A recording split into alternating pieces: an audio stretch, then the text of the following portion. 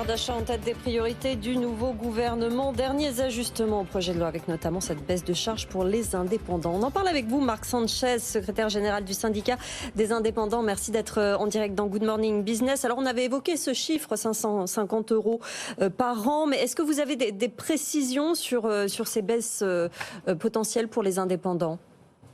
Alors effectivement, comme vous l'avez souligné, bonjour d'abord, c'était une promesse du président Emmanuel Macron dans le cadre de la campagne. Promesse renouvelée hier dans le JDD par la première ministre. Oui, tout à fait, Elisabeth par Borne. Elisabeth Borne, oui, complètement. Écoutez, à ce stade, on n'a pas plus d'informations. On attend d'avoir effectivement notre première réunion avec le nouveau ministre de l'économie, Bruno Le Maire, pour pouvoir discuter un petit peu des modalités. Je pense qu'elles seront intégrées dans le fameux projet pouvoir d'achat que la Première ministre a évoqué justement hier dans le JDD. Mais à ce stade, effectivement, pas de mesures complémentaires de notre côté. Ce qu'on peut dire aujourd'hui, c'est qu'effectivement, on va enfin parler du pouvoir d'achat des travailleurs indépendants, des entrepreneurs individuels, parce qu'il a été quelque peu malmené depuis déjà un certain temps.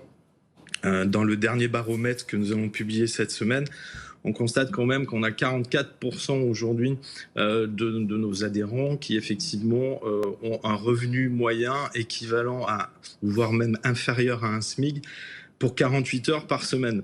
Donc ça reste une vraie problématique et il va falloir effectivement la traiter. Alors ce dispositif-là va permettre de l'appréhender en partie, mais je ne pense pas qu'il soit suffisant par ailleurs. Vous venez de parler de ce chiffre que vous allez publier cette semaine de 44% des indépendants. Est-ce que ça vous choquerait que ce dispositif leur soit réservé ? Parce que c'est un peu les rumeurs qu'on a de Bercy, c'est qu'au fond, ça ne serait pas un dispositif général, mais un dispositif qui serait ciblé sur les indépendants qui ont les plus faibles revenus.